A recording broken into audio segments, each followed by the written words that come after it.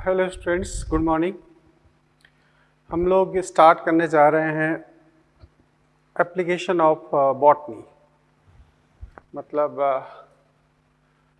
Botany के महत्व या उनके यूजफुल एस्पेक्ट्स, महत्वपूर्ण बिंदु, महत्वपूर्ण कार्य। ठीक है, इसके अंतर्गत एनसीईआरटी में दो टॉपिक स्टडी किए गए। एक है use of microbes in human welfare, मतलब इंसानी सभ्यता में किस तरीके से सूक्ष्म जीवों का उपयोग होता है, जिसमें सबसे पहली हेडिंग होती है हाउस होल्ड प्रोडक्ट फॉर्मेशन। मतलब हम घर में जो चीज़ें उत्पादित करते हैं उसमें सूक्ष्म जीव किस प्रकार महत्वपूर्ण होते हैं। जैसे आपने देखा है इडली डोसा का जो डफ बनाया जाता है उसमें बैक्टीरियल इन्फेक्शन किया जाता है, बैक्टीरियल फर्मेंटेशन होता है। हम जो ब्रेड लेते हैं उसमें आप देखते हो ईस्ट का उपयोग होता है। दूध से दही जब बनाया जाता है तो लैक्टिक एसिड बैक्टीरिया का यूज होता है। तो कहने का मतलब हमारे बहुत सारे खाद्यान्न ऐसे हैं जहाँ पर विभिन्न प्रकार के जीवाणु और कवक का उपयोग करके हमें वो प्राप्त किए जाते हैं। जैसे पेनिसिलिन एंटीबायोटिक है, उसकी जो प्राप्ति है वो पेनिसिलियम नोटेटम, एक पेनिसिलिन की प्रजाति है, उससे प्राप्त किया जाता है। कई चीज़ें, ट्राइकोडर्मा पॉलीस्पोरम है, जिसे साइक्लोस्पोरिन ए प्राप्त होता है। तो इन सब चीज़ों की स्टडी होगी। चीज़ फॉर्मेशन कैसे होता है, उस पर कैसे माइक्रोब्स उसके फ्लेवर और टेस्ट में यूजफुल होते हैं, तो ये बात है। मेडिसिन के फील्ड में हम देखें तो वहाँ पर एंटीबायोटिक प्रोडक्शन की बात करी गई है। इसके बाद में मॉलिक्यूलर डायग्नोसिस में बात की गई है, जिसमें पीसीआर टेक्नोलॉजी, एलिसा टेस्ट और जेनेटिक इंजीनियरिंग, इन सब चीज़ों की स्टडी की जाती है। तो आप अच्छे से समझ सकते हो इन चीज़ों को। आज की डेट में जो कोरोना टेस्ट हो रहा है वो पीसीआर टेक्नोलॉजी से ही हो रहा है। ये संभावित आपका अगले साल का क्वेश्चन हो सकता है। ठीक है, क्योंकि सबसे ज़्यादा यूज होता है पीसीआर का, अर्लियर डायग्नोसिस ऑफ डिसीज़, है ना। तो ये है use of microbes in as bio fertilisers, जैविक उर्वरकों के रूप में कैसे सूक्ष्म जीव हमारे लिए महत्वपूर्ण होते हैं, है ना। सीवेज ट्रीटमेंट में किस तरीके से हमारे लिए हेल्पफुल होते हैं। तो ये सारे एस्पेक्ट वहाँ पर स्टडी किए गए। अब दूसरा टॉपिक है enhance production of food material. तो इसमें आपका जूलॉजी और बॉटनी दोनों हैं। तो जूलॉजी की जो एप्लीकेशंस हैं, जिसमें एनिमल हस्बेंड्री आप स्टडीज करते हो, फिशरीज करते हो, पिसिकल्चर यानी कि मधुमक्खी पालन के स्टडी करते हो, पोल्ट्री फार्म यानी कुक्कुट पालन, मुर्गी पालन, ये सब चीज़ें आप स्टडी करोगे तो ये आप जूलॉजी में स्टडी करोगे। और प्लांट के रेस्पेक्ट में हम लोग 3 एस्पेक्ट पर स्टडी करेंगे। एक तो हाइब्रिडाइजेशन प्रोसेस, प्लांट ब्रीडिंग, है ना। दूसरा है इसमें टिश्यू कल्चर और एक है एससीपी, सिंगल सेल प्रोटीन। तो इन 3 एस्पेक्ट पर हम स्टडी करेंगे। ओके, तो हम जो मिक्स्ड टॉपिक है उससे पहले स्टडी कर रहे हैं, और उसमें सबसे पहले हम ले रहे हैं टिश्यू कल्चर प्रोसेस। पादपों में ऊतक संवर्धन, प्लांट टिश्यू कल्चर। ओके, इसे हम पहले समझेंगे। क्या पादपों में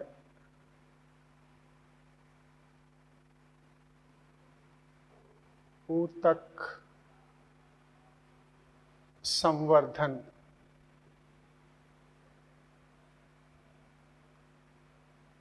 पादपों में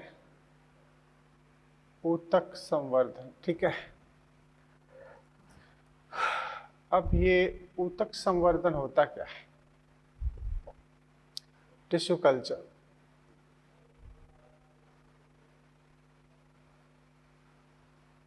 ऊतक संवर्धन, ठीक है।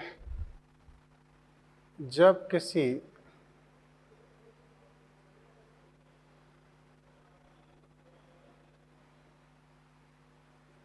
ऐच्छिक,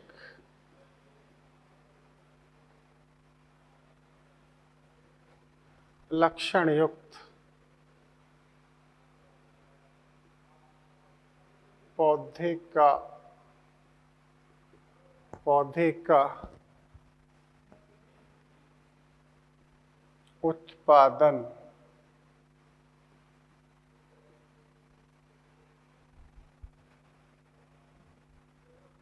उपयुक्त कर्तोतक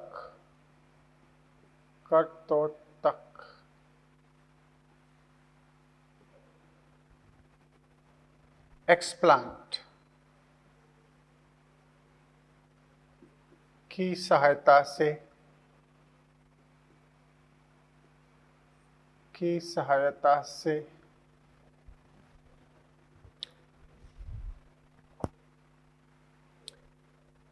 कम समय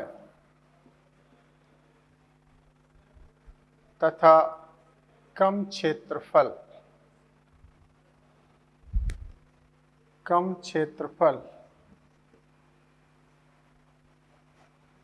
में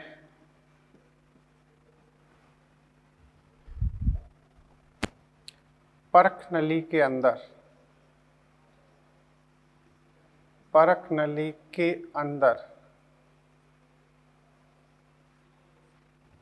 उपयुक्त वातावरण की उपस्थिति में किया जाता है।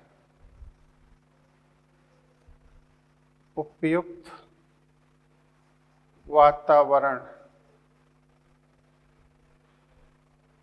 की उपस्थिति में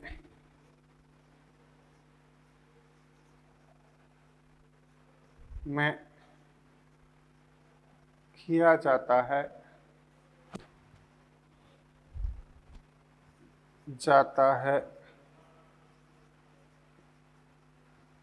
तब इस प्रक्रिया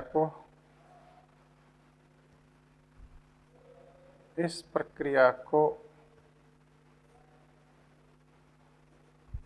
ऊतक संवर्धन कहते हैं। ऊतक संवर्धन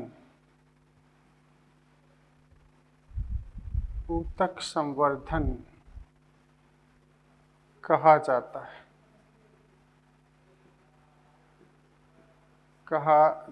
है। Then it called tissue culture. Okay, हम इस प्रक्रिया को ऊतक संवर्धन कहते हैं। अब इसमें कुछ शब्दावली का उपयोग किया है एनसीईआरटी ने, है ना। तो हम सबसे पहले उन शब्दावलियों को अध्ययन करना चाहेंगे। तो some important terms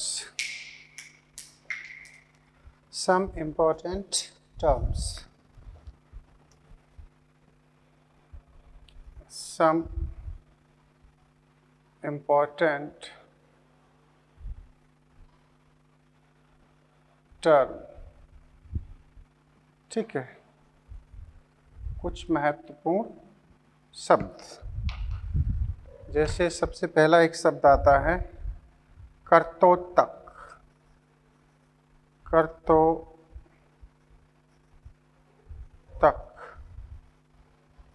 मतलब एक्सप्लांट, ठीक है। तो ये क्या है, इसमें हम देखें तो पौधों का विशिष्ट ऊतक अथवा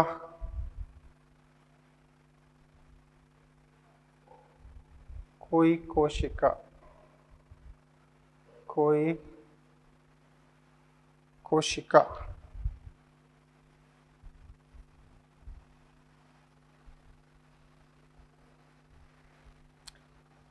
जिसके उपयोग द्वारा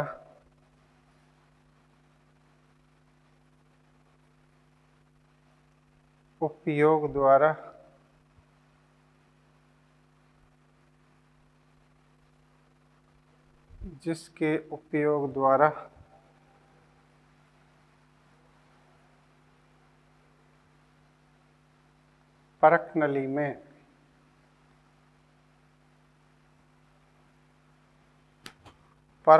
में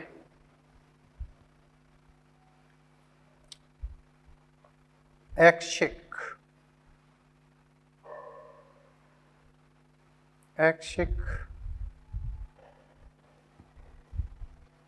पौधे का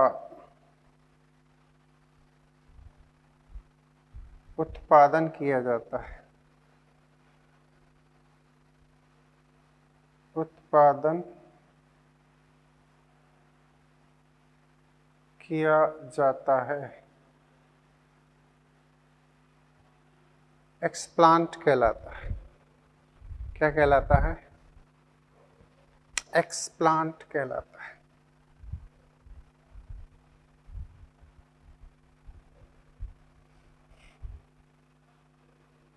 एक्सप्लांट कहलाता है। क्लियर? अब इसमें कुछ एक्सप्लांट की बात हो जाए, जैसे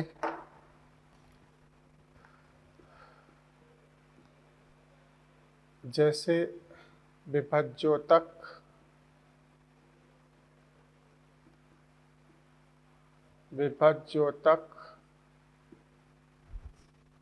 तना, जड़, पुष्प, परागकण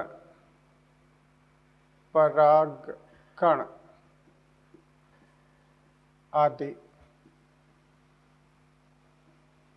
ठीक है। अब हम कुछ खास कर्तोतक आपके लिए लिखते हैं। ये पॉइंट बड़े खास है ना। कर्तोतक उत्पन्न पौधा, एक्सप्लांट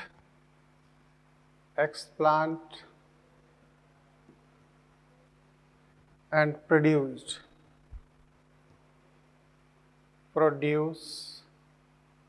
plant, उत्पन्न पौधे। जैसे पोलन ग्रेन लें, क्या? परागकण। अगर हम परागकण लेते हैं, ठीक है, तो फिर क्या आपको मिलेगा? आप किसे ऑब्टेन करोगे? इससे हमें मिलेगा अगुणित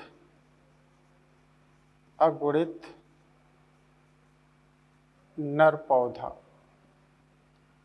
ये आपको मिल जाएगा। क्लियर? क्योंकि परागकण क्या होता है? अगुणित होता है। और दूसरी बात क्या होती है? ये नर भाग होता है। अब जैसे हम लें न्यूशिलस, बीजांडकाय, यानी कि न्यूशिलस का उपयोग करते हैं। न्यूशिलस, तो न्यूशिलस कैसा होता है? ये एन होता है, ये 2n होता है, और लेकिन ये फीमेल पार्ट है, तो हमें प्राप्त होगा द्विगुणित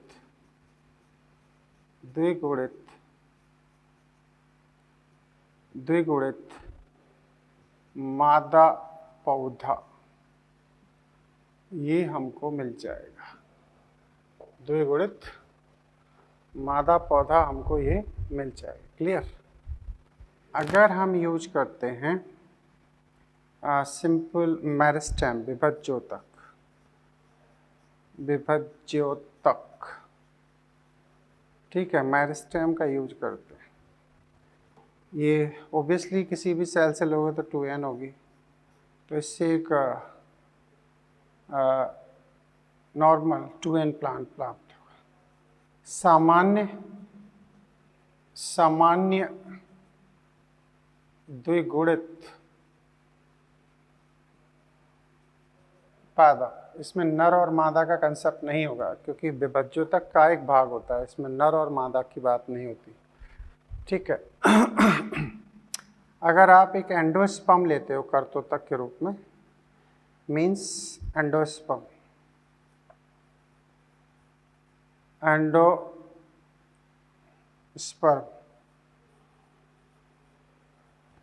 मतलब आप ले रहे हो भ्रूणपोष। ठीक है, ब्रूड फोर्स कैसा होता है 3n। तो आपको एक प्लांट मिल जाएगा त्रिगुणित पौधा, त्रिगुणित पौधा आपको प्राप्त हो जाएगा। ठीक है। अगर आप सहायक कोशिका सिनर्जिड का उपयोग करते हो, सिनर्जिड सहायक कोशिका,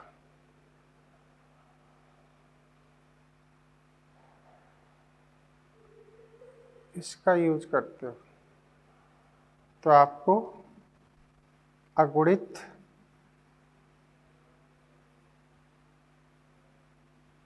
मादा पौधा प्राप्त हो जाएगा। क्लियर। तो ये कुछ खास एक्सप्लांट की बात करी गई है, इससे आप समझ पाओगे कि एक्सप्लांट की क्या इंपॉर्टेंस है। आप जैसा प्लांट चाहते हो वैसा आपको प्लांट मिल जाएगा, बशर्ते कि उपयुक्त आपको एक्सप्लांट यूज करना पड़ेगा। ठीक है। तो ये तो एक्सप्लांट की बात हो गई। अब यहाँ एक शब्द यूज हुआ है जो अक्सर एग्जाम में आता है, वो है पूर्ण सत्ता, टोटिपोटेंसी। पूर्ण सत्ता, टोटिपोटेंसी। क्लियर। आपको लिख लेना चाहिए इसे, पूर्ण सत्ता, टोटिपोटेंसी।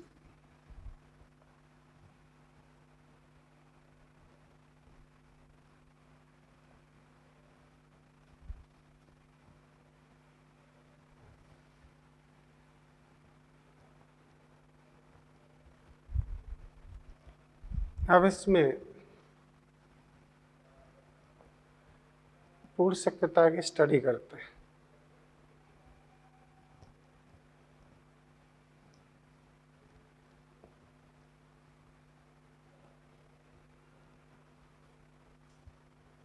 पूर्ण सत्ता, टोटिपोटेंसी।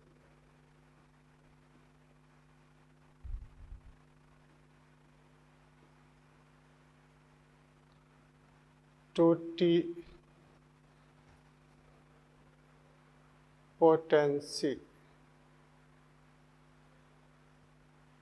ठीक है। पूर्ण सत्ता, इसका क्या मतलब होता है?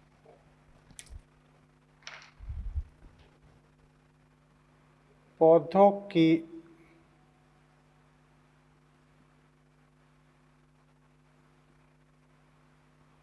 कोई भी कोशिका, कोई भी केंद्रक युक्त कोशिका, केंद्रक युक्त कोशिका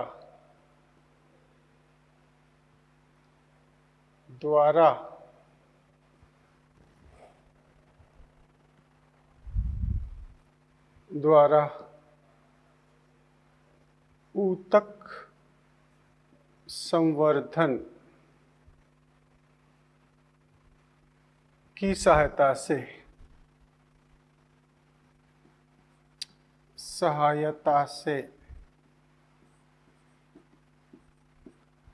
संपूर्ण पौधे का निर्माण,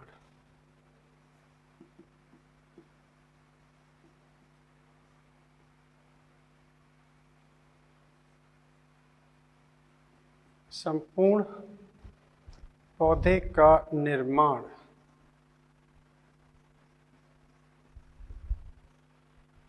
पूर्ण सत्ता कहलाते हैं।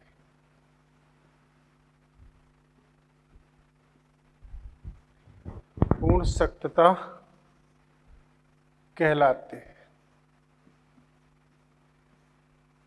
क्लियर।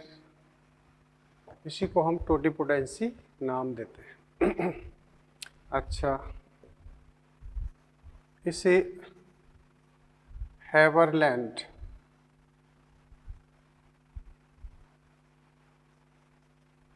ने खोजा था,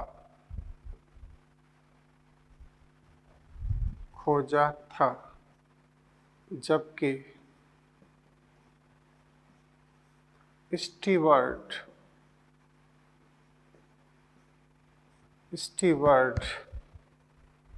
ने प्रायोगिक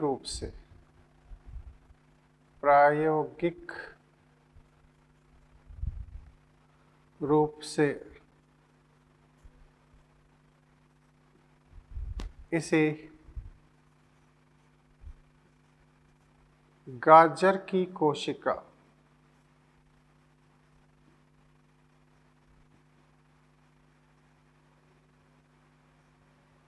द्वारा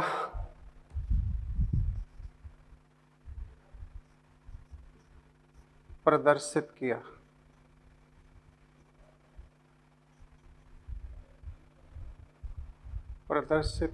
ठीक है, अच्छा जी।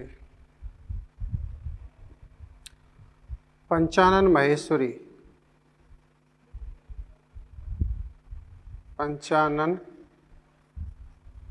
महेश्वरी तथा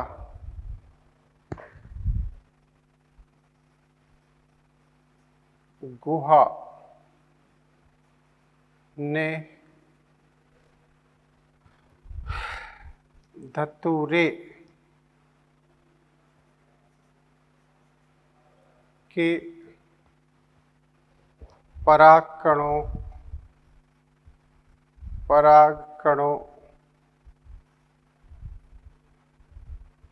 द्वारा अगुणित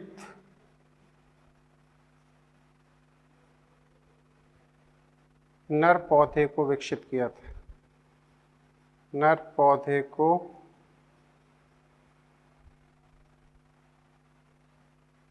ऊतक संवर्धन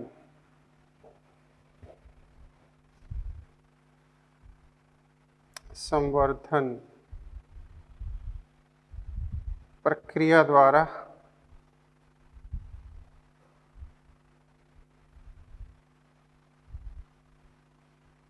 उत्पन्न किया था।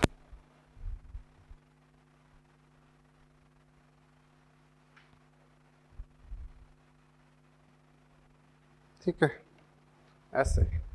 तो ये कहीं ना कहीं टोटिपोटेंसी के कंसेप्ट है, काफ़ी इम्पोर्टेंट सेगमेंट है। तो आप इसे अच्छे से लिखें, याद रखें, संभावित क्वेश्चन है इन पॉइंट्स में। ठीक है, अब हम आपको सूक्ष्म प्रवर्धन माइक्रो प्रोपगेशन के बारे में एक्सप्लेन करते हैं। सूक्ष्म प्रवर्धन माइक्रो प्रोपेगेशन।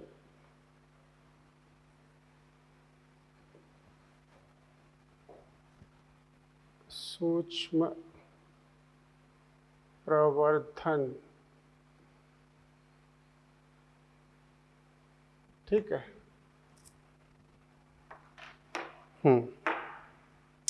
ये क्या है?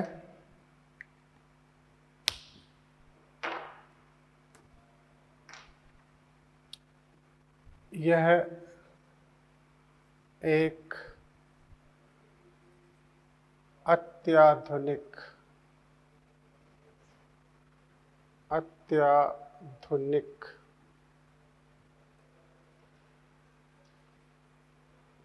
प्रक्रिया है जिसमें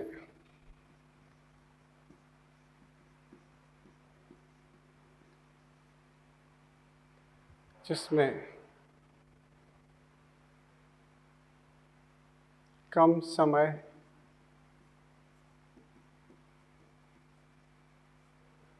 तथा कम स्थान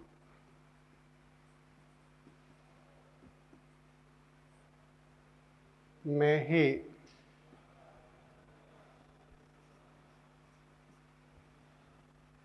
हजारों की संख्या में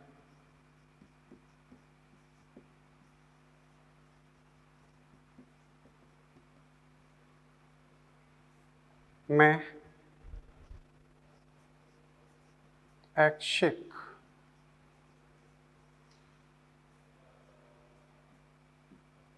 पौधों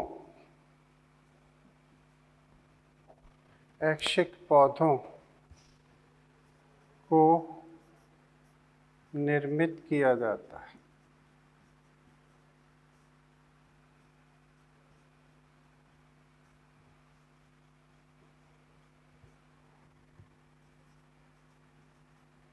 जिसके लिए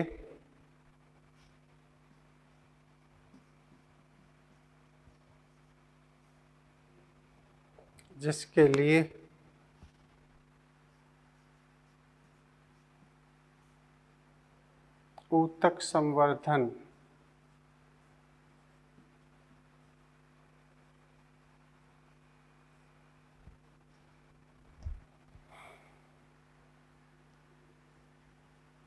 का उपयोग होता है।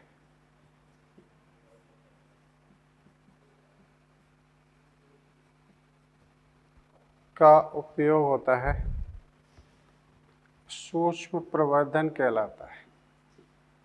सूक्ष्म प्रवर्धन कहलाता है। ठीक है, इसके ज़रिए हम कमर्शियल यूजेबल प्लांट बना पाते हैं बड़ी जल्दी, या फिर हम बहुत सारे फ्रूट्स हैं, वेजिटेबल्स हैं, क्रॉप प्लांट्स हैं, उन्हें बना पा सकते।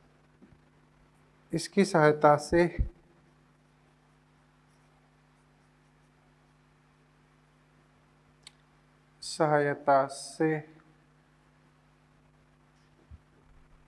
कमर्शियल औद्योगिक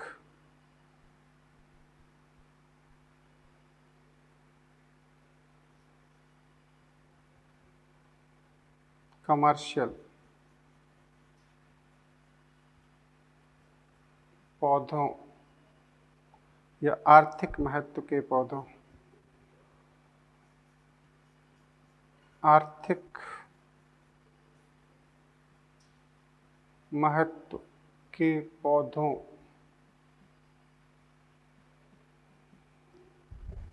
जैसे ऑर्किड, टोमेटो, पोटैटो या बनाना, पोटैटो, एप्पल आदि को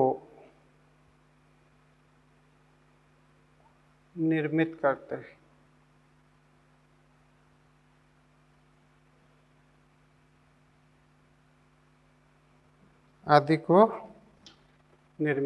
तो इसे हम कहते हैं माइक्रो प्रोपेगेशन। क्लियर? अब हम बात करेंगे ऊतक संवर्धन में प्रयुक्त जो संवर्धन माध्यम होता है, या एक शब्द है इनक्यूबेटर।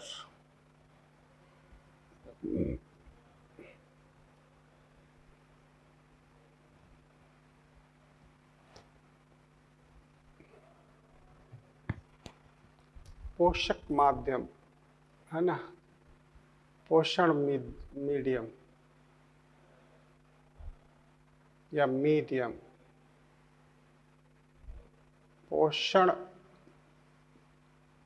माध्यम,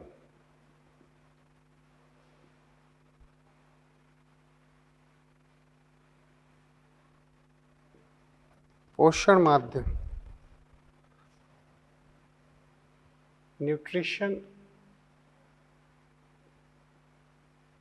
मीडियम।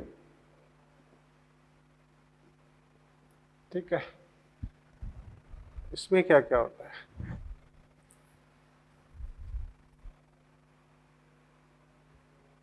जूलियस वॉन साक्स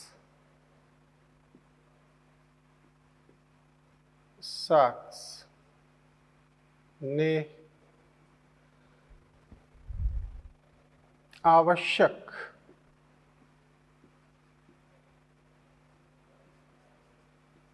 खनिज तत्वों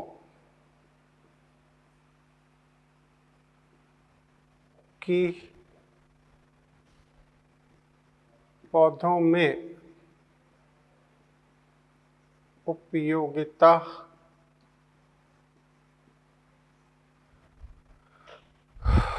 को प्रदर्शित किया था।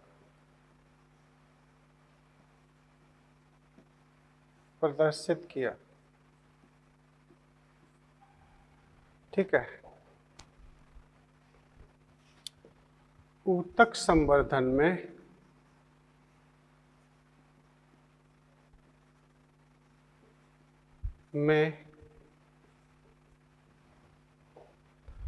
परक नली के अंदर, परक नली के अंदर एमएस माध्यम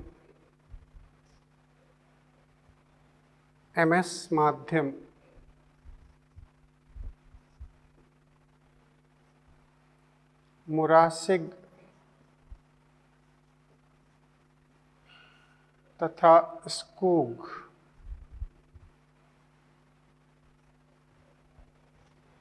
माध्यम का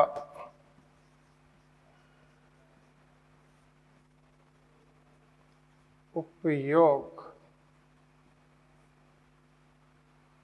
होता है। ठीक है। अब इसमें क्या क्या होता है? इसमें सभी उपयुक्त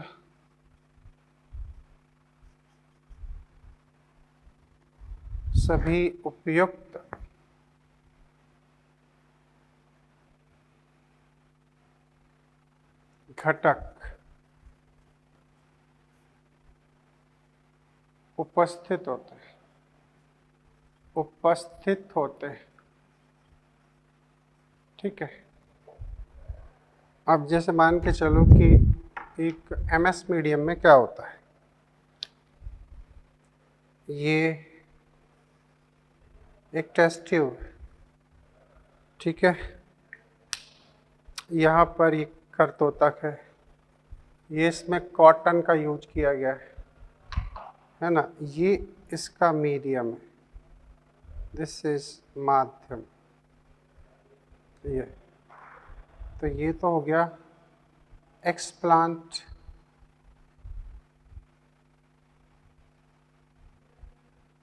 तो ये कौन है? मीडियम। और ये क्या है? एक्सप्लांट।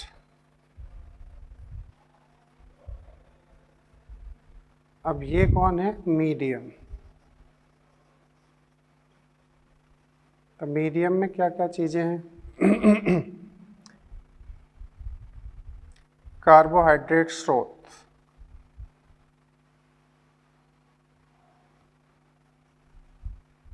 ये होगा सुक्रोज। वृद्धि हार्मोन,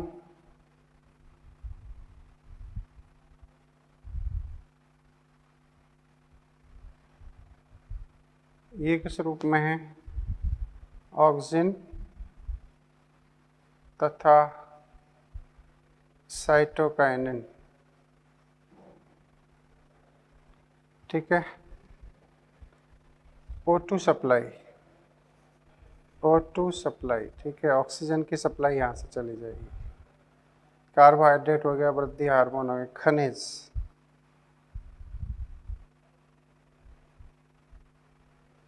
सभी आवश्यक खनिज तत्व।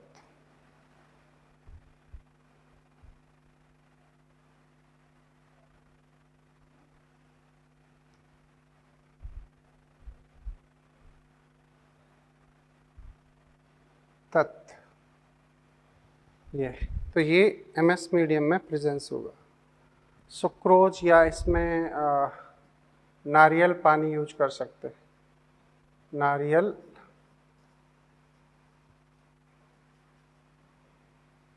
पानी, फलों का रस, तो ये सब चीज़ें इसमें मीडियम में, पोषक माध्यम में हम यूज कर सकते हैं। न्यूट्रिशन मीडियम, पोषण माध्यम, है ना। तो ये पोषण माध्यम की बात हो जाती है। अब आते हैं इंक्यूबेटर। इंक्यूबेटर क्या है? इंक्यूबेटर वो एपरेटस है जहाँ टेस्ट ट्यूब को रखा जाता है, और टेस्ट ट्यूब को रखने के बाद वहाँ पर ऑल सुटेबल कंडीशंस उसे प्रोवाइड की जाती है, जिसमें पीएच होता है, अच्छा, इसमें पीएच कितना होगा? इसका पीएच कितना होगा? पीएच होना चाहिए 5 to 6, 5 to 6 पीएच, ठीक है। टेम्परेचर कितना होना चाहिए? टेम्परेचर होना चाहिए 30 से 35 डिग्री सेंटीग्रेड। तो ये सारी उपयुक्त कंडीशन हो तब जाके एक पोषक माध्यम उपयुक्त रूप से, तो ये सारी कंडीशन दी कहाँ जाती हैं? ये इनक्यूबेटर में दी जाती है ना। तो अब हमें बात समझनी है कि आखिर इनक्यूबेटर क्या होता है। इनक्यूबेटर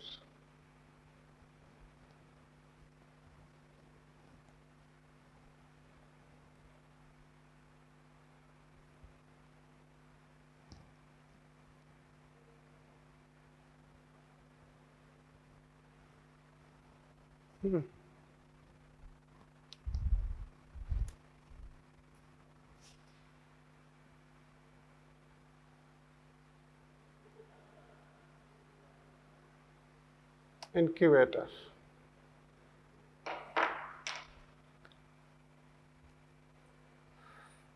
ठीक है। इंक्यूबेटर एक्चुअली एक apparatus होता है ऐसे।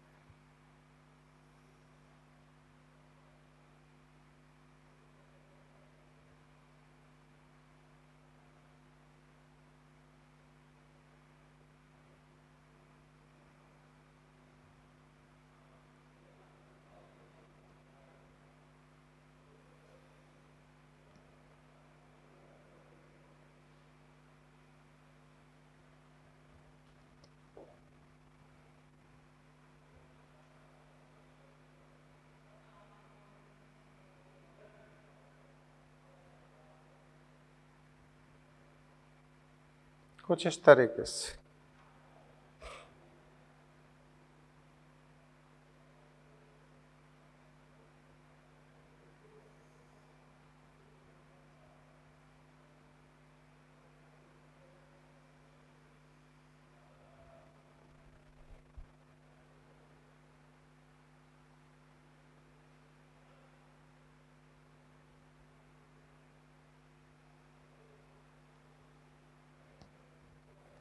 ऐसे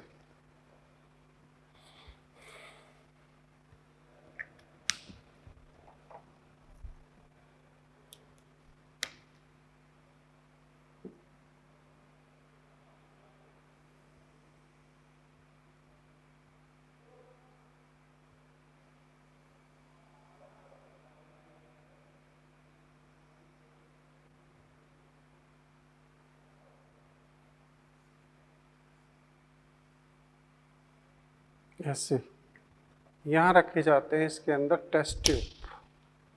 क्लियर?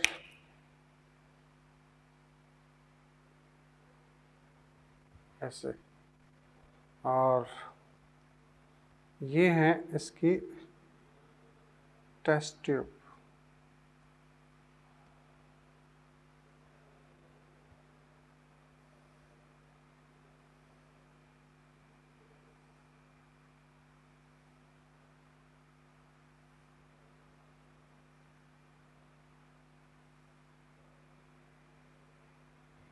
ऐसे इसमें होते हैं टेस्ट ट्यूब, है ना। यहाँ इसमें होता है कॉटन।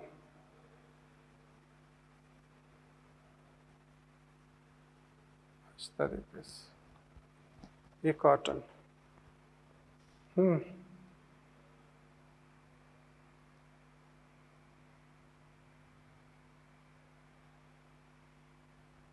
ऐसे अब इसमें एक्सप्लांट सर्वाइव होता है। ये एक्सप्लांट है, यहाँ पर कैलस बन जाएगा, यहाँ पर इस कैलस से थोड़ा सा रूट बनेगा, फिर एक आध लीफ बनना स्टार्ट हो जाएगी, फाइनली इससे विकसित रूट सिस्टम डेवलप हो जाएगा ऐसे। तो ये न्यू प्लांट है। तो ये क्या है? ये तो है एक्सप्लांट। ये, और ये है कैलस, और एक ये है न्यू, नया, ऐच्छिक पौधा। और ये स्ट्रक्चर किसका है? Apparatus incubator.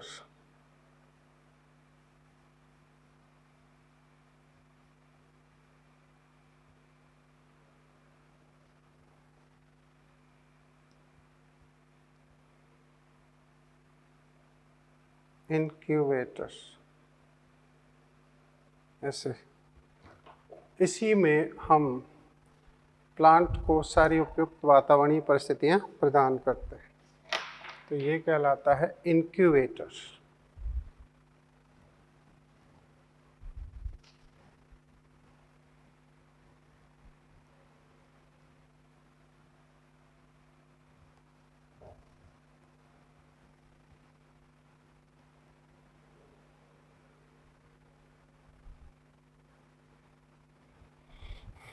इंक्यूबेटर क्या होता है? इंक्यूबेटर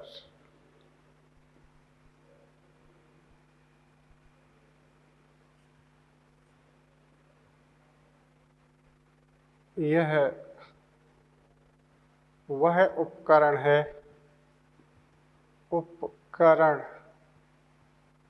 है जहां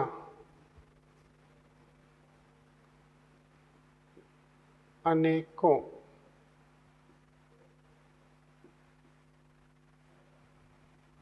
टेस्ट ट्यूब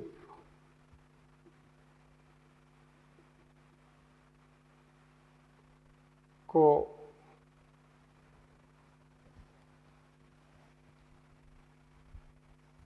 रखकर उपयुक्त माध्यम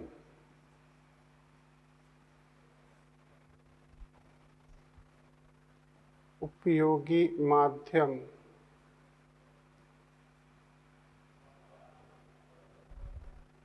ऊतक संवर्धन प्रक्रिया को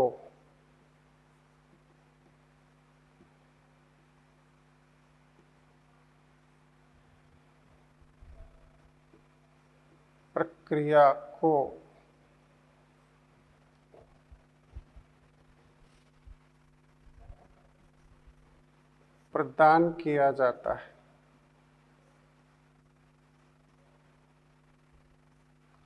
प्रदान किया जाता है।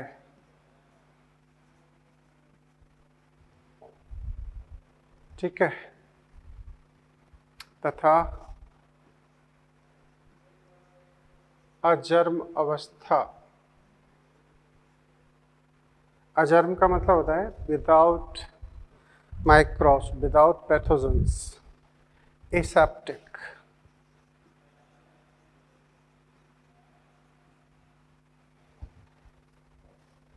अवस्था प्रदान की जाती है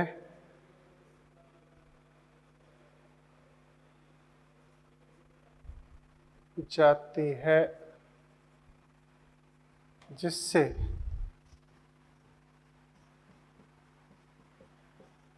हानिकारक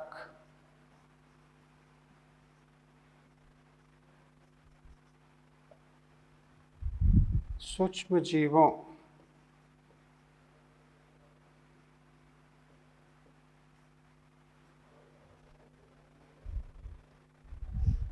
को नियंत्रित किया जाता है।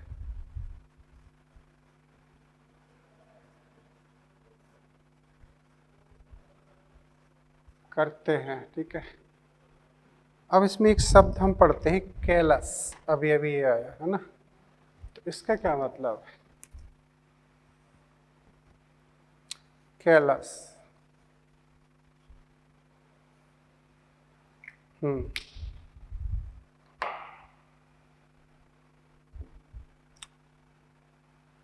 कोशिका अथवा कर्तोतक, कोशिका अथवा कर्तोतक, कर्तोतक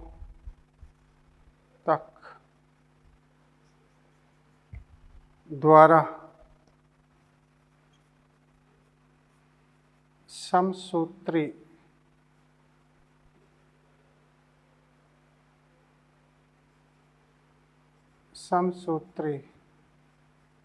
विभाजन द्वारा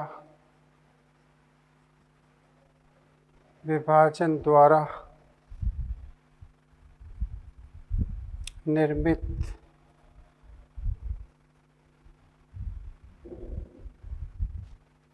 अनियमित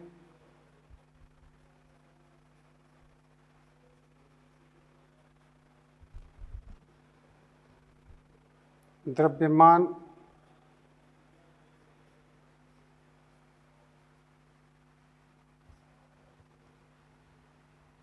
युक्त संरचना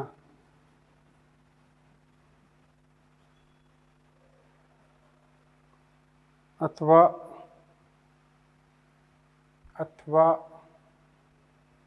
प्राक भ्रूण प्रोएम्ब्रियो कैलस कहलाता है।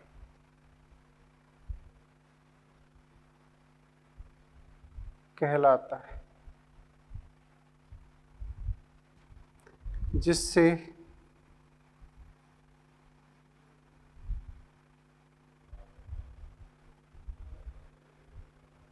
नए पौधे का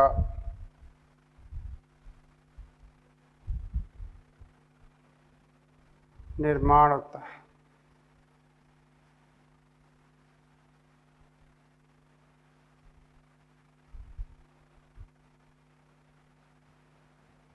नए पौधे का निर्माण होता है। क्लियर? इसे हम कहते हैं कैलस। ठीक है। अब एक शब्द हमें मिलता है अगार अगार। ये अगार अगार क्या है?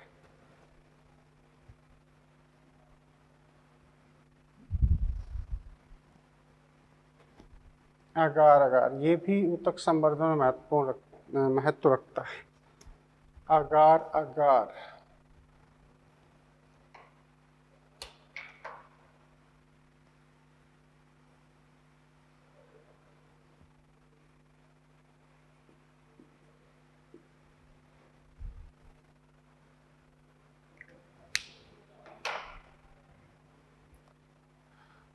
यह एक पॉलीसेकेराइड होता है।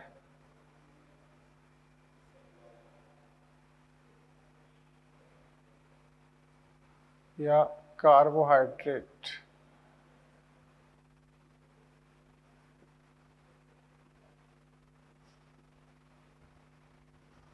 होता है।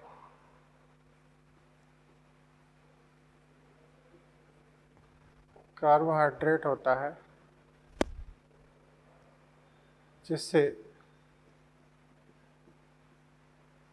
लाल शैवाल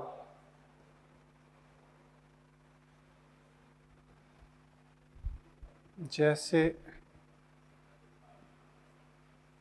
जेलिडियम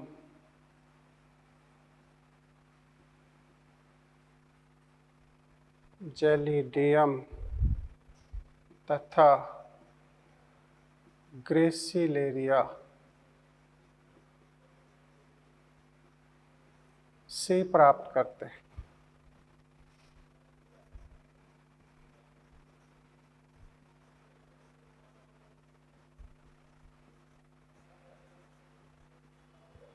ठीक है। यह माध्यम को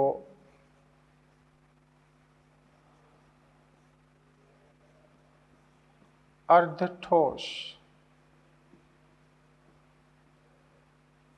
बनाता है।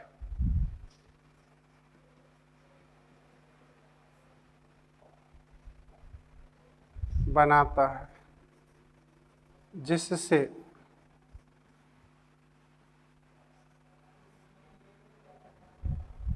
कर्तोतक एक्सप्लांट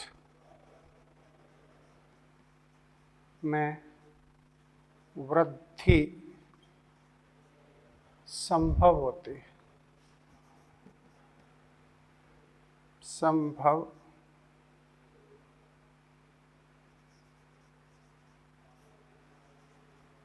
होती है।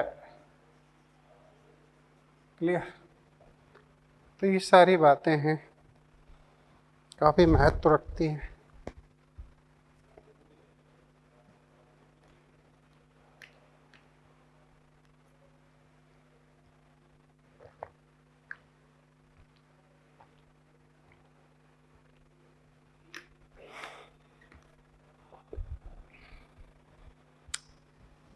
क्लियर? अब इसके बाद में हम आपको एक मैकेनिज्म बताते हैं। वो मैकेनिज्म क्या है, टिश्यू कल्चर कैसे संभव होता है।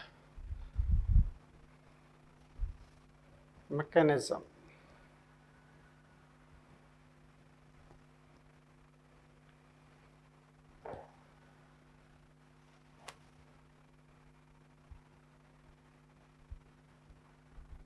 mechanism of tissue culture process.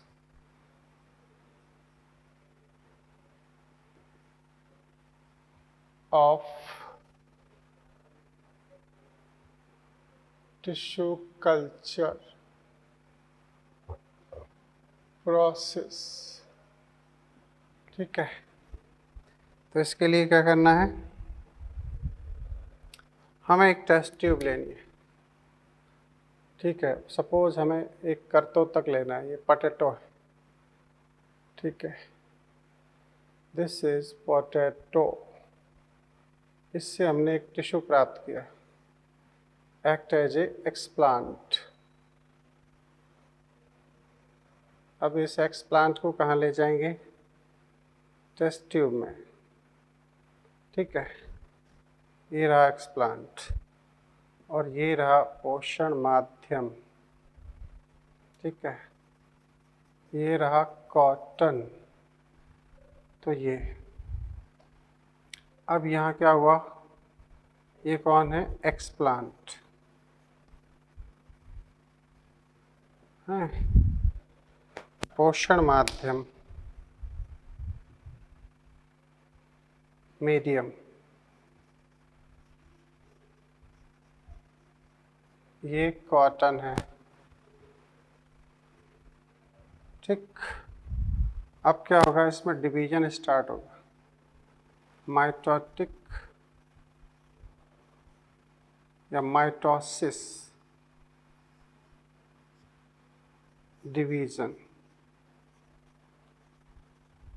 इससे क्या बनेगा, इससे एक कैलस का फॉर्मेशन होगा।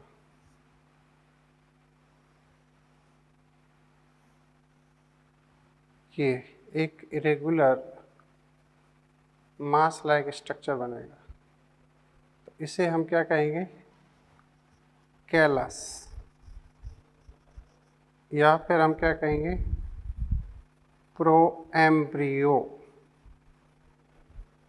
ठीक है, हम इसे प्रोएम्ब्रियो का नाम देंगे। ऑब्वियसली यहाँ पर भी आपको इसको मीडियम देना है और ये यहाँ से O2 की सप्लाई भी देनी है। ठीक है, अब यहाँ अगर आप ऑक्सीजन और साइटोकाइनेन के वेरिएशन करते हो, है ना, तो दो कंडीशन बन जाएंगी।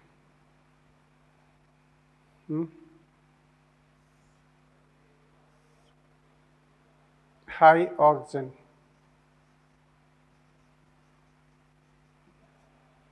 लो साइटोकाइनेन।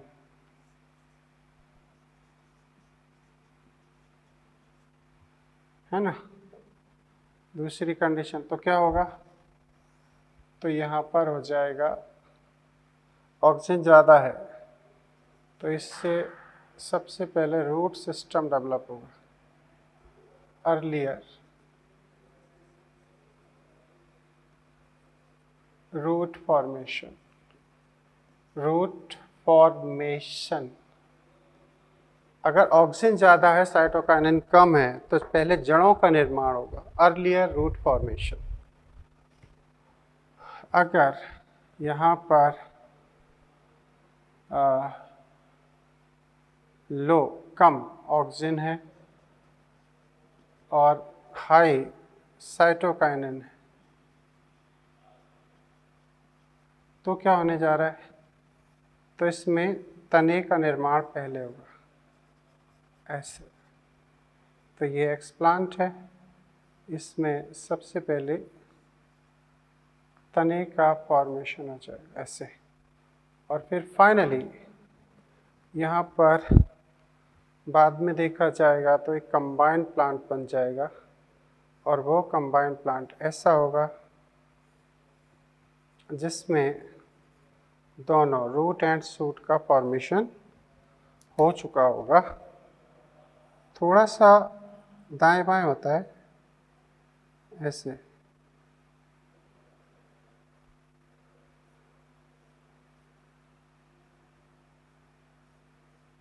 ऐसे। तो ये है न्यू प्लांट, ठीक है। जब हजारों की संख्या में इस तरीके से न्यू प्लांट बन जाएंगे तो फिर इन्हें उपयुक्त स्थान पर ले जाकर प्लांटेशन की जाती है, और प्लांटेशन से फिर हमें, सपोज यहाँ से ये नया प्लांट है, इसे हमने सॉइल में लगा दिया, है ना, ऐसे। सॉइल में जब हमने इसको लगा दिया तो फिर क्या होगा? ऐसे इसमें जड़ें, पटेटो है तो इस तरीके से पटेटो इसका फॉर्मेशन होगा, नया प्लांट डेवलप हो जाएगा, है ना।